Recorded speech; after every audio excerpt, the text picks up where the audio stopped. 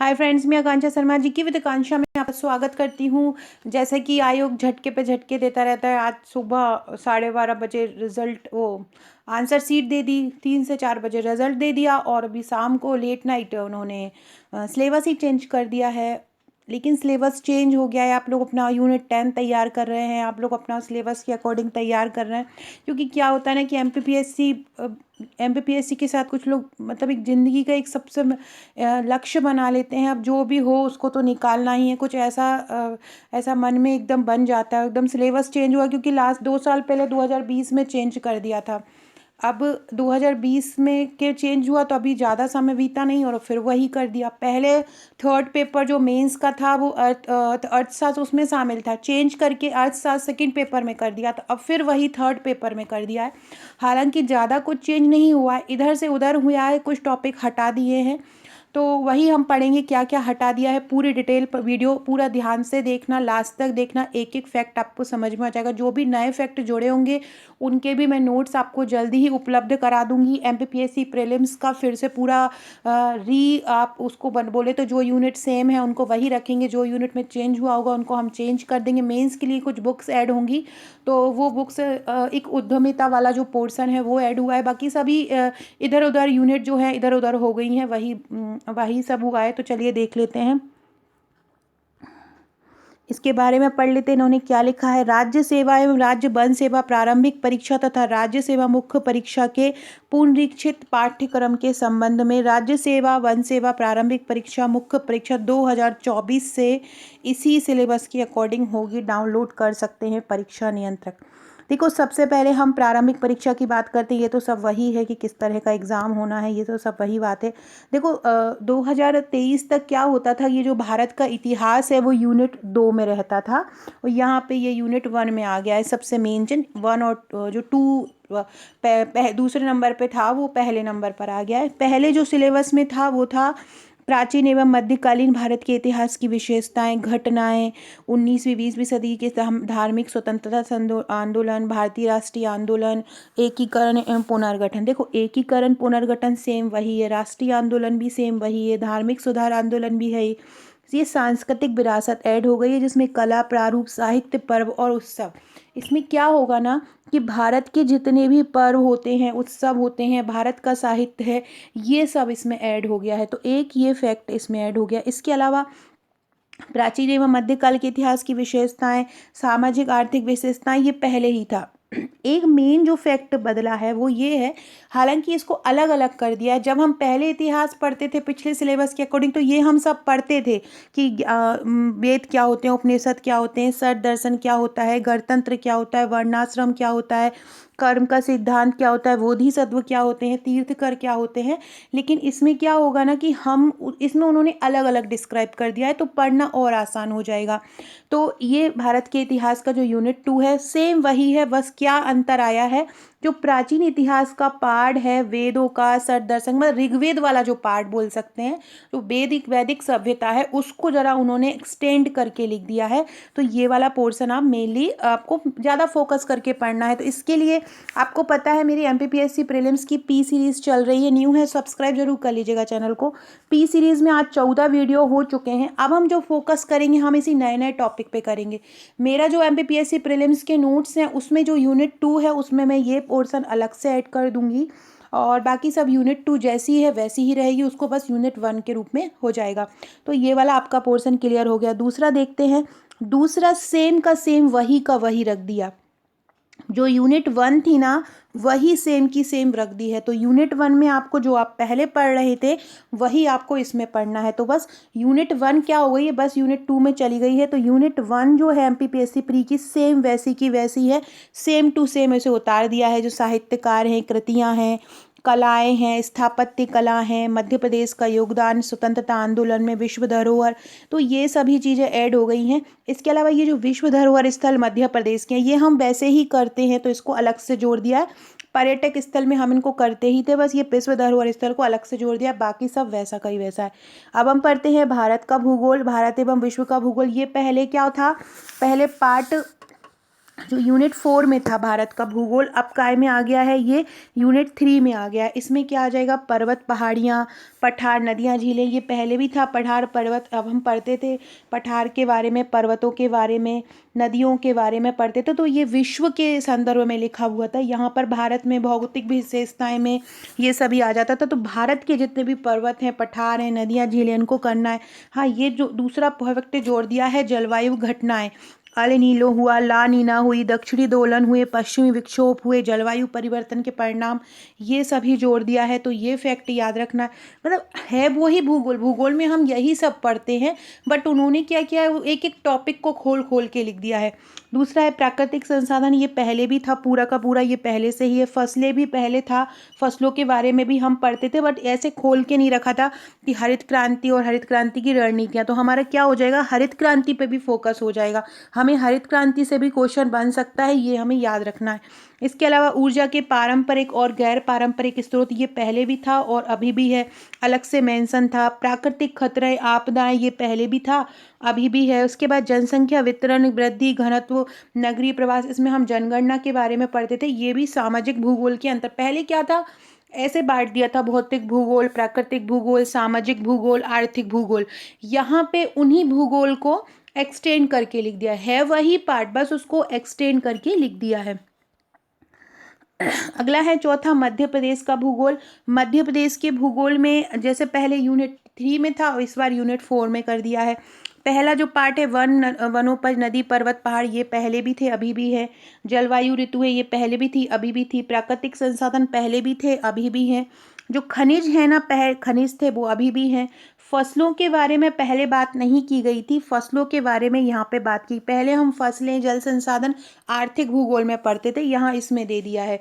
ऊर्जा के पारंपरिक और गैर पारंपरिक स्रोत भी यहाँ नहीं थे, अर्थशास्त्र में हम पढ़ते थे, वो उसको यहाँ कर दिया। इसके अलावा मध्य प्रदेश के उद्योग, कृषि आधारित उद्योग, ये सब भी यहाँ कर दिया। ये वाला फैक्ट जो लास्ट लाइन है वो जोड़ दी है, जनसंख्या वृद्धि, वितरण, घनत्व, नगरीकरण। मतलब मध्य प्रदेश की जो जनगणना है उससे संबंधित फैक्ट यहाँ आएंगे। ये वाला जो लाइन थी ना, ये पहले यूनिट 5 में थी और जो अब यूनिट 4 में कर दी है। मतलब मध्य प्रदेश की अर्थव्यवस्था में थी पहले ये, और अब इसको यूनिट 4 में कर दिया है।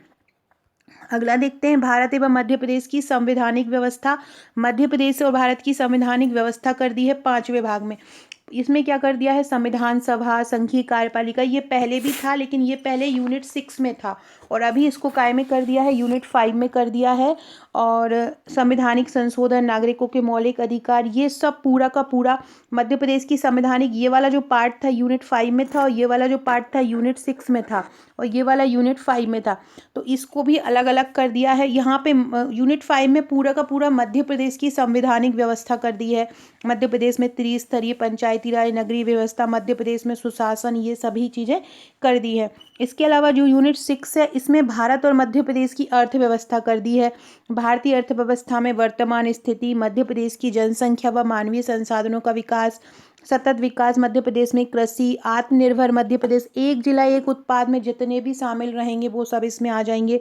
मध्य प्रदेश में बौद्धिक संपदा, भारतीय अर्थव्यवस्था की नवीन प्रवृत्तियां जैसे कृषि, उद्योग, सेवा क्षेत्र, ये सेम वही है। प्रीलिम्स में इनसे संबंधित ज़्यादा क्लिष्ट क्वेश्चन नहीं बनते हैं, बस इन्होंने क्या है, मेंस की दृष्टि से इसको भी एक्सटेंड कर दिया है। जितनी भी वित्तीय संस्थाएं थी हम इनको पढ़ते ही थे यूनिट 6 में, इसको वही का वही इसको यूनिट 6 में रहने दिया है।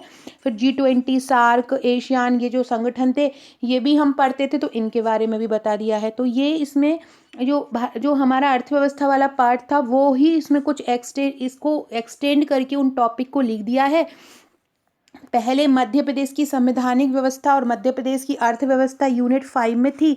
अब भारत का संविधान और मध्य प्रदेश का संविधान, एक मतलब भारत की जो राजनीतिक व्यवस्था है और मध्य प्रदेश की राजनीतिक व्यवस्था यूनिट 5 में कर दी है और यूनिट 6 में भारत और मध्य प्रदेश की अर्थव्यवस्था कर दी। ऐसे इन लोगों ने चेंज कर दिया है।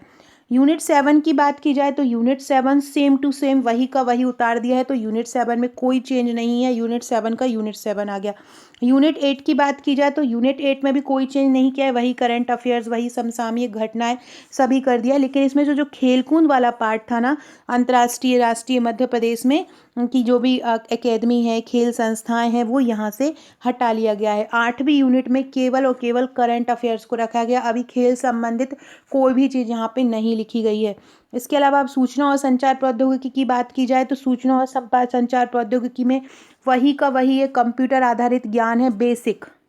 पहले यहाँ पे ये कंप्यूटर आधारित बेसिक चीज़ की बात नहीं होती थी, लेकिन यहाँ पे है। इलेक्ट्रॉनिकी, सूचना एवं संचार प्रौद्योगिकी, ये पहले भी टॉपिक था, सेम था। Robotics, artificial intelligence, cyber security, ये भी पहले था। ई गवर्नेंस भी था। इंटरनेट तथा सोशल नेटवर्किंग प्लेटफॉर्म, ये भी था। पहले ई कॉमर्स था, जिसको ई कॉमर्स को हटा दिया गया है। इसके अलावा अब है मध्य प्रदेश की जनजातियां विरासत। जो यूनिट 10 थी ना हमारी, जो 15 आयोग का जो वो था, एक बुकलेट थी, होती थी आयोग की। यूनिट 10 से बहुत सारे क्वेश्चन आते थे, लेकिन अब ये यूनिट 10 जो आयोग वाला है वो हटा दिया है। उसकी जगह क्या आ गया है? मध्य प्रदेश की जनजातियों का भौगोलिक विस्तार, जनजातियों से संबंधित संवैधानिक प्रावधान, मध्य प्रदेश की प्रमुख जनजातियां, विशेष पिछड़ी जनजातियां, घुमंतू जनजातियां, उनके कल्याण की योजनाएं, मध्य प्रदेश की जनजातीय संस्कृति, परंपराएं, विशिष्ट कलाएं, उनके उत्सव त्योहार, मध्य प्रदेश की जनजातियों का भारत के स्वतंत्रता आंदोलन में योगदान, मध्य प्रदेश की जनजातीय व्यक्तित्व, जनजातियों से संबंधित संस्थान और मध्य प्रदेश की लोक संस्कृति एवं लोक साहित्य। ये यूनिट 10 पूरी जोड़ दी है। इसकी बुकलेट मैं आपको 3 से 4 दिन में तैयार करके दे दूंगी। इसकी सॉफ्ट कॉपी, इससे संबंधित जो क्वेश्चन बनेंगे वो भी दे देंगे, और जो हमारा MCQ का जो प्रैक्टिस सेट है 12,000 प्रश्नों का, उसमें से जो यूनिट 10 के क्वेश्चन है वो हटा दिए जाएंगे और इसके जो क्वेश्चन है वो आपको जोड़ के दे दिए जाएंगे। जिन्होंने हमारा प्रैक्टिस सेट ले लिया है उनके लिए साथ एक ग्रुप मिला होगा, उस ग्रुप में वो PDF दे दी जाएगी, और जो भी लोग उसको परचेज करना चाहेंगे वो उसको आप परचेज भी कर सकते हैं। अब बात की जाए ये द्वितीय तो सेम वैसा का ही वैसा है। 10वीं कक्षा किस तरह का पेपर आता है।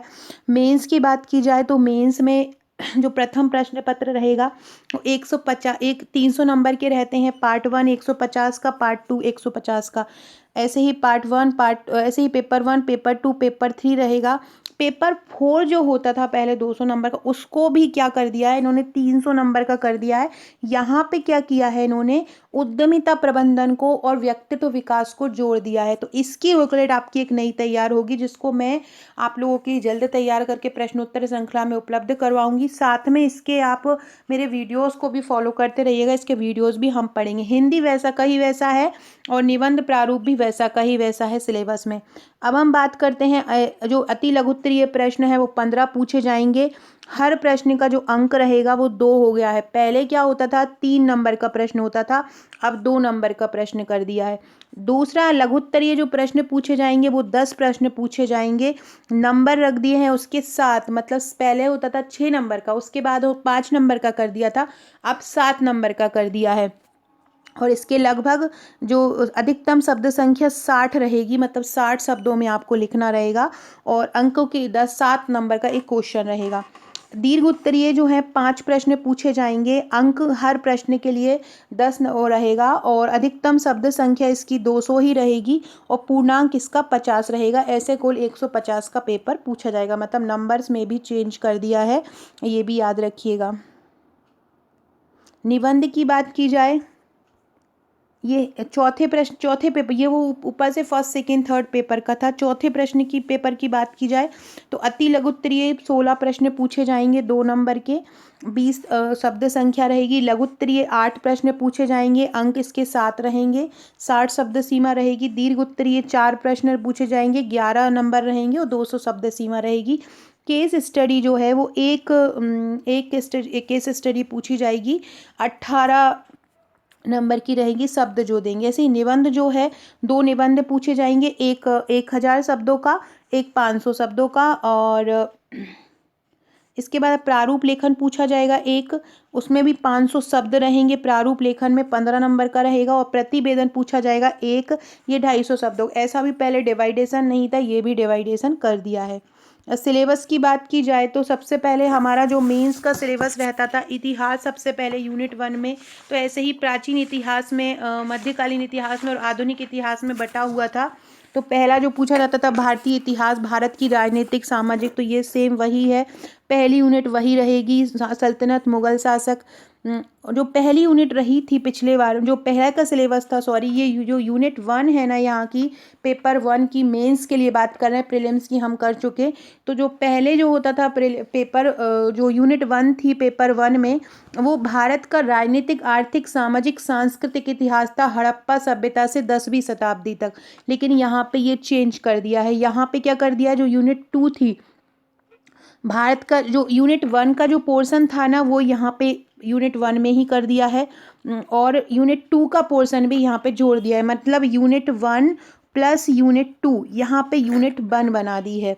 अब यूनिट 2 क्या बनाई है इन्होंने, प्राग ऐतिहासिक मध्य प्रदेश के राजवंश, गर्दभिल्ल वंश, नाग वंश, औलिकर वंश, परिव्राजक वंश, उच्च कल्प वंश, गुर्जर प्रतिहार, चंदेल, परमार, तोमर, कच्छप घात वंश, ये मध्य प्रदेश को संदर्भ में यूनिट 2 कर दी है। जो जो पहले की यूनिट 1 और 2 थी, प्राचीन इतिहास और मध्यकालीन इतिहास, उसको यूनिट 1 कर दिया है, और यूनिट 2 को मध्य प्रदेश के संदर्भ में कर दिया है। तीसरी बात की जाए तो तीसरी यूनिट की, तो ब्रिटिश शासन का भारतीय अर्थव्यवस्था पर प्रभाव, ब्रिटिश उपनिवेश की भारतीयों के साथ प्रतिक्रिया, जो उदय हुआ था, गठन हुआ था, भारतीय पुनर्जागरण, ये सब ये पहले भी यूनिट 3 में था, इसको फिर यूनिट 3 में ही रहने दिया है। मतलब पहली और दूसरे यूनिट को यूनिट 1 बना दिया है, दूसरे में मध्य प्रदेश के अलग अलग वंश रख दिए हैं, और तीसरी में वही जो यूनिट पहले थी वही कर दी है। चौथी यूनिट है, उसमें गणतंत्र के रूप में भारत का उदय, राज्यों का पुनर्गठन, मध्य प्रदेश का गठन, स्वतंत्रता प्राप्ति के बाद की घटनाएं, भारतीय सांस्कृतिक विरासत, प्राचीन काल से आधुनिक काल तक, प्रारूप, साहित्य, पर्व, वास्तुकला के पक्ष, ये इकाई 4 में ही आएगा। और मध्य प्रदेश के विश्व धरोहर स्थल एवं पर्यटन, ये पहले इकाई 4 में था, तो ये वाला पार्ट तो इसी में जोड़ा है, कुछ इसका जो हिस्सा है हटा दिया है। पांचवे की बात करें, यूनिट 5 की, तो रियासतें तो थी, साथ में क्या कर दिया इन्होंने, जनजातीय नायकों का संघर्ष का इतिहास में योगदान, जैसे राजा शंकर शाह का क्या योगदान था, रघुनाथ शाह का क्या योगदान, दुर्गावती का क्या योगदान, इन सब का योगदान अलग कर दिया। तो ये पेपर फर्स्ट में कुछ चीज़ें जोड़ दी गई हैं अलग से, पहले भी इनको पढ़ते थे पर इन्होंने अलग से जोड़ दिया। इन सब के नोट्स मैं जल्दी ही आपको उपलब्ध करवा दूंगी। अब पेपर फर्स्ट का जो पार्ट बी है, उसमें पहले क्या होता था, विश्व का भूगोल था, यहाँ पर पहले भारत का भूगोल कर दिया है। वही भारत का भौतिक स्वरूप, वहाँ की जलवायु, पहाड़ियाँ, मिट्टी, ये सभी वही का वही है भारत का भौतिक स्वरूप। इसके बाद यूनिट 2 में कर दिया है भारत के कृषि एवं जल संसाधनों का संरक्षण, सिंचाई तकनीकों के प्रकार, ये पहले यूनिट 2 में नहीं था। यूनिट 2 में पहले भारत का भूगोल था, अब यूनिट 1 में पूरा भारत का भूगोल कर दिया है, और यहाँ पे पूरे भारत के कृषि एवं जल संसाधन कर दिए हैं। जो पहले यूनिट 4 में कुछ जल संसाधन, जल संग्रहण था, वो यूनिट 2 में कर दिया है। इसके अलावा यूनिट 3 में भारत प्राकृतिक संसाधन एवं उद्योग, भारत के वन संसाधन, उनके प्रकार, खनिज और ऊर्जा संसाधन, ऊर्जा संकट, प्रमुख उद्योग, प्रमुख खाद्य प्रसंस्करण उद्योग, ये यूनिट 3 में कर दिया है। इसके अलावा जो यूनिट 5 में था, आपदा, भूगोल की आधुनिक तकनीकें, ये सब जो हैं भूगोल की उत्तर तकनीकें हुई, जनसंख्या दबाव हुआ, पर्यावरण प्रदूषण, भारत में प्राकृतिक आपदाएं, तकनीकें, तो ये सभी जो चीज़ें चेंज करके यूनिट 4 में डाल दी। मतलब यूनिट 4 और 5 को मिला के इन्होंने यूनिट 4 बना दिया है। यूनिट 5 में इन्होंने मध्य प्रदेश का भूगोल कर दिया है, जो पहले यूनिट 3 में होता था, जनसंख्या वृद्धि, लघु कुटीर उद्योग, खनिज ऊर्जा संसाधन, ये सभी चीज़ें, मृदा हुई, जलवायु हुई। तो वो जो मध्य प्रदेश की यूनिट 3 है, पहले थी जो थी, अब वो पार्ट 1 में, पार्ट 2 का, मतलब पार्ट 2 की जो पहले यूनिट 3 थी, वो अब यूनिट 5 बन गई है। मध्य प्रदेश भूगोल को ये चेंज कर दिया है। अगर हम बात की जाए अब हम पेपर 2 की बात करें हम, तो पेपर 2 में पहले भारत का जो संविधान था, यूनिट 1 वैसी की ही वैसी है, कोई चेंज नहीं हुआ है। यूनिट 2 भी जैसी की जैसी थी, मतलब वैसी की वैसी है। मतलब पेपर 2 में कोई चेंज नहीं हुआ है, यूनिट 1 यूनिट 2 सेम है। यूनिट 3 की बात की जाए तो यूनिट 3 में ये समुदाय आधारित संगठन था, ये भी है, लोकतंत्र की विशेषताएं भी हैं, गैर सरकारी संगठन ये पहले था तो ये भी है, समुदाय आधारित संगठन भी है, मीडिया की समस्या, जो भूमिका समस्याएं हैं वो भी है, लोकतंत्र की विशेषताएं ये भी है। लेकिन जो एक अलग से यूनिट थी, भारतीय राजनीतिक विचारक, इसको यूनिट 3 में ही शामिल कर दिया है। इसके अलावा यूनिट 4 में इन्होंने क्या किया है, राज्यों का पुनर्गठन 1956, मध्य प्रदेश का विभाजन, राज्यपाल की नियुक्ति शक्ति, मतलब मध्य प्रदेश का अलग से कर दिया इन्होंने, मध्य प्रदेश की विधानसभा संगठन शक्ति, अध्यक्ष की भूमिका, विपक्ष की भूमिका, मध्य प्रदेश उच्च न्यायालय का संगठन, जवाबदेही एवं अधिकार, जो आयोग थे, ये जितने भी आयोग आप यूनिट 10 में पढ़ने वाले थे वो इन्होंने क्या किया है, यूनिट इकाई 4 में कर दिया है। इकाई 4 में जो आप प्रीलिम्स की यूनिट 10 में पढ़ते थे ना, वो उन्होंने यहाँ पे एक यूनिट 4 में कर दिया है पेपर 2 की। तो ये आयोग वगैरह आपको करना है, ये पहले भी होते थे लेकिन पहले अलग से यूनिट 3 में थे ये सभी चीज़, जो संविधान का यूनिट 3 है उसमें ये शामिल थे, लेकिन इसको यहाँ पे कायमे कर दिया है, यूनिट 4 में कर दिया है। अब यूनिट 5 जो है प्रशासन, मध्य प्रदेश का ग्रामीण प्रशासन, मध्य प्रदेश में सचिव, मुख्य सचिव की भूमिका, मध्य प्रदेश का राजनीतिक जो परिदृश्य, मध्य प्रदेश की राजनीति में महिलाओं का योगदान, मध्य प्रदेश की राजनीति में समसामयिक मुद्दे, ये यूनिट 5 हो गया है। जो लोक प्रशासन जोड़ा गया था वो हटा दिया गया है। लोक प्रशासन जो न्यू सिलेबस में पिछली बार जोड़ा गया था, वो लोक प्रशासन की बुकलेट पूरी तरह से हट गई है, तो लोक प्रशासन आपको नहीं करना है, तो ये याद रखिएगा। इसके अलावा द्वितीय पार्ट देखें तो द्वितीय पार्ट में समाजशास्त्र आ जाएगा। समाजशास्त्र को बहुत ज़्यादा एक्सटेंड कर दिया, मतलब पूरे का पूरा यूनिट 2 समाजशास्त्र को ही बेस्ड कर दी है। यूनिट 2 का जो पार्ट 2 है, समाजशास्त्र में क्या है, सामाजिक संस्थाएं, भारतीय समाज में विविधता चुनौतियाँ। पहले तो क्या था, समाजशास्त्र में केवल संस्कृतियाँ थीं, सामुदायिक विकास कार्यक्रम थे, लेकिन यहाँ पे पूरा का पूरा बदल गया है। धर्मनिरपेक्षता, बहुलवाद, राष्ट्र निर्माण कर दिया। इसके बाद ग्रामीण एवं नगरीय समाजशास्त्र आ गया है, जिसमें नगर नियोजन की अवधारणा, नगर नियोजन को प्रभावित करने वाले कारक, ग्रामीण विकास के सामाजिक मुद्दे, बंधुआ प्रवासी मजदूर, किसान अध्ययन, 73वें संशोधन से पहले और बाद में पंचायती राज व्यवस्था, ग्रामीण समाज के उपागम, ये शामिल कर दिया। इसके बाद यूनिट 4 में सेकेंड पार्ट की औद्योगिक वैश्वीकरण, सामाजिक विकास और जनसंख्या, मतलब पूरा का पूरा जो समाजशास्त्र इसमें भर दिया है जो पहले नहीं था। यूनिट 5 में मानव संसाधन विकास और सामाजिक विकास की योजनाएं आ गई हैं, राष्ट्रीय शिक्षा नीति आ गई है, बच्चों जो नागरिक बच्चे महिलाएं थे उनसे जुड़े मुद्दे आ गए हैं, सामुदायिक विकास कार्यक्रम, जनजातियों की स्थिति, मध्य प्रदेश की लोक संस्कृति। कुछ टॉपिक तो बार बार रिपीट कर रहे हैं, मतलब क्या ही सिलेबस बना दिया है इन्होंने। और उसके बाद अगर बात की जाए तो जो पिछला जो सिलेबस था 2019 तक, वो सिलेबस को कुछ पहले वैसा का ही वैसा कर दिया है। अर्थशास्त्र में बात की जाए तो ये जो पहले अर्थशास्त्र जो 2019 तक पेपर 3 में हुआ करता था, इसको फिर से पेपर 3 में डाल दिया। अभी कुछ समय पहले तक ये पेपर 2 में आ गया था पार्ट बी में, लेकिन इसको फिर डाल दिया है। भारतीय अर्थव्यवस्था की विशेषताएं, विकसित भारत 2047, कृषि उद्योग सेवा क्षेत्र का योगदान, प्रमुख फसलें, ये है वही पार्ट, लेकिन उसको थोड़ा सा एक्सटेंड कर दिया है। भारत की औद्योगिक नीतियां, वस्तुओं सेवाओं का मानकीकरण। इसके अलावा जो उसी में ही शामिल था अर्थशास्त्र में कराधान नीति, विदेशी व्यापार, अंतर्राष्ट्रीय जो संस्थाएं हैं वो सब भी अलग से कर दिया है।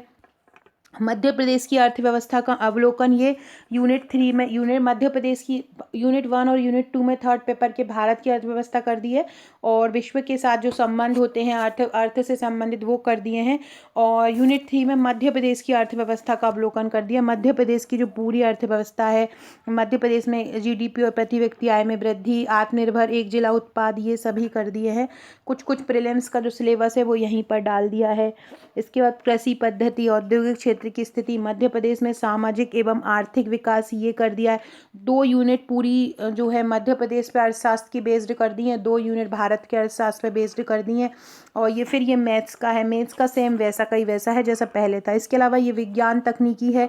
विज्ञान तकनीकी में जो पहले विज्ञान होता था वो फिजिक्स, केमिस्ट्री, इनमें डिवाइडेशन था। इसमें आप देख सकते हैं कि पहला जो है उसमें विज्ञान के साधन, अनुप्रयोग, सूक्ष्म जीव, कोशिका संरचना, जैव प्रौद्योगिकी, ईंधन, बायोलॉजी, बराह, विक्रमादित्य, मतलब विज्ञान प्रौद्योगिकी टॉपिक आ गया। दूसरा जो कंप्यूटर से संबंधित था वही है पूरा का पूरा सोशल मीडिया, ई गवर्नेंस, मतलब पूरा का कृत्रिम बुद्धिमत्ता, क्लाउड कंप्यूटिंग इसमें जोड़ दिया है। हम क्लाउड कंप्यूटिंग ऑलरेडी ही करते थे पर इसमें जोड़ दिया है। इसके बाद गणितीय विज्ञान, ये भी पूछा है, संख्याएं, उनके मापन की विधियाँ, ज्योमिति, आकृति का क्षेत्रफल। इकाई 3 में जैसे कि जो आयुष पद्धति थी जो हम यूनिट 7 में पढ़ते थे, वो यूनिट 6 में पढ़ते थे, सॉरी, स्वास्थ्य वाला जो टॉपिक था वो यहाँ पे आ गया है। आयुष के बारे में, वन हेल्थ वन सिस्टम के बारे में, सोडा संस्कार के बारे में, ये आ गया है। इसके बाद यूनिट 4 में पूरा स्वच्छता वाला पार्ट कर दिया है।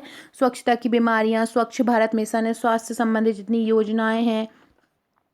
इसके बाद यूनिट 5 में पर्यावरण से संबंधित मुद्दे रख दिए हैं। पर्यावरण सुरक्षा, भारतीय परंपरा, मतलब हुआ है वही टॉपिक लेकिन उन्हीं टॉपिक को एक्सटेंड कर करके शॉर्ट टॉपिक कर दिए हैं, उससे आपको पढ़ना पड़ेगा। इसके अलावा हम फोर्थ पेपर की बात करें तो फोर्थ पेपर में पहले केवल जो विचारक होते थे, दार्शनिक विचारक होते थे, उनकी ही लोक प्रशासन में नैतिक सद्गुण, ये सभी भ्रष्टाचार, ये सभी टॉपिक होता था। पहले इकाई में दार्शनिक विचारक होते थे, यहाँ पे भी विचारक हैं लेकिन इसके साथ भारतीय दर्शन भी जोड़ दिया है। सुकरात, प्लेटो, अरस्तु पहले भी थे, महावीर बुद्ध भी थे, आचार्य शंकर भी थे, चारवाक भी थे। भर्तृहरि को एक और जोड़ दिया है, तो भर्तृहरि आपको याद रखना है, एक और जोड़ दिया है। वो कौन हो गए हैं? वो भर्तृहरि हो गए हैं। इसके बाद गुरु नानक, कबीर, तुलसीदास ये थे। संत रविदास को जोड़ दिया है, एक रविदास याद रखिएगा। रविन्द्रनाथ टैगोर, राजा राम मोहन राय, देवी अहिल्याबाई होलकर, देवी अहिल्याबाई नहीं थी, उनको जोड़ दिया है। सावित्रीबाई फुले थी। तो ये सभी और सभी सेम हैं, ये 2 लोगों को जोड़ दिया गया है। इसके अलावा राष्ट्र निर्माण एवं अवधारणा, ये पहले नहीं था। भगवत गीता के बारे में, भगवत गीता का नीति शास्त्र एवं प्रशासन में भूमिका, ये भी नहीं था, ये भी जोड़ दिया है। इसके बाद मानवीय व्यवहार एवं मनोचिकित्सा, ये पूरा का पूरा, इसमें मनोवृत्ति पहले थी तो आ जाएगा। अभी क्षमता भी थी, सांवेगिक वृद्धि भी थी और व्यक्तिगत विभिन्नताएं, ये पूरा टॉपिक था। इसके अलावा ये वाला जो फैक्ट है ये जोड़ दिया है, मनोविकार एवं मनोचिकित्सा वाला, तो इसके आप लोगों के लिए नोट्स लाना पड़ेगा। इसके अलावा लोक प्रशासन में जो नैतिक मूल्य हैं ये ऑलरेडी पहले भी थे, वही सब कुछ है। तो लोक प्रशासन में जो नैतिक मूल्य है वो सभी वाला यही टॉपिक पूरा आ जाएगा। केस स्टडी सेम वैसी की वैसी हो जाएगी। इसके अलावा ये वाला जो पार्ट है, पार्ट भी पूरा जोड़ा है। उद्यमिता की अवधारणा, प्रबंधन, भारत में इस उद्यमिता का विकास, स्टार्टअप, मेक इंडिया, ये सब पढ़ना पड़ेगा आपको। व्यावसायिक संगठन एवं प्रबंधन पढ़ना पड़ेगा। प्रशासन में प्रबंधन पूरा पढ़ना पड़ेगा। समग्र व्यक्तित्व विकास और केस स्टडी इससे संबंधित। तो ये वाला जो पेपर 4 का पार्ट भी है पूरा का पूरा नया जोड़ा है। हिंदी सेम वही है जो हम पहले पढ़ते थे, सेम वैसा का ही वैसा है। हिंदी में कोई चेंज नहीं हुआ है। हाँ, लेकिन मध्य प्रदेश की बोलियाँ ये सभी अपठित गद्यांश, ये तो बहुत इजी चीज़ है, तो आप लोगों के लिए इसकी कोई टेंशन मेरे वाली बात नहीं है। निबंध की बात की जाए तो पहले निबंध में क्या टॉपिक होता था और अभी क्या टॉपिक है, वो मैं अपने पास में एक पुराना सिलेबस भी लिए बैठी हूँ ताकि आपको बता सकूँ कि क्या चेंज हुआ है। देखो, पहले निबंध में भारतीय ज्ञान विज्ञान परंपरा, ये वाला जो टॉपिक था भारतीय ज्ञान विज्ञान परंपरा, ये नहीं था। विज्ञान धर्म इस टाइप के थे, तो ये जोड़ दिया है। ये एक विकसित भारत 2047 निबंध जोड़ दिया है। आत्मनिर्भर भारत की संकल्पना, ये जोड़ दिया है। स्वर्णिम मध्य प्रदेश, अंतरिक्ष में भारत, ये अभी इस बार ये टॉपिक पूछे गए हैं, ये पूछ लिया गया है। मध्य प्रदेश का गौरवशाली इतिहास, पर्यावरण विज्ञान, धर्म, अध्यात्म, विश्वग्राम की संकल्पना, राष्ट्रीय शिक्षा नीति 2020, पर्यावरण, कौशल आधारित व्यवसाय, भूमंडलीकरण, उदारीकरण, ये तो पहले ही था। परंपरागत खेल, सांस्कृतिक विरासत, सभ्यता संस्कृति, ई कॉमर्स, नेतृत्व एवं विकास, सामाजिक सरोकार, नवीनीकरणीय ऊर्जा, सतत विकास लक्ष्य, समावेशी विकास, ग्राहक जागरूकता, आज की आवश्यकता, मादक पदार्थों का सेवन उसमें है पहले से ही। जो पहले के टॉपिक हैं वो सभी हैं, लेकिन कुछ उसमें जोड़ दिए गए हैं, कुछ करंट टॉपिक जोड़ दिए गए हैं जो 1000 शब्दों में था। तो इस प्रकार से ये और जो है ये पूरा प्रतिवेदन, रिपोर्ट राइटिंग, ज्ञापन, टिप्पण, ये सब तो पहले ही था। तो ये सभी सिलेबस में चेंज हो गया है, कुछ टॉपिक ऐड हो गए हैं। पूरा अच्छे से समझ लीजिएगा, जो नहीं है वो मैं जल्दी उपलब्ध आपको करा दूंगी। अब प्रीलिम्स के जो नए फैक्ट जोड़े उन पे काम करेंगे। गेम्स वाला पार्ट पूरी तरह हटा दिया है, बस करंट इशूज़ पूछ सकते हैं, बाकी स्टैटिक जो करंट स्पोर्ट्स वाला है वो हटा दिया है।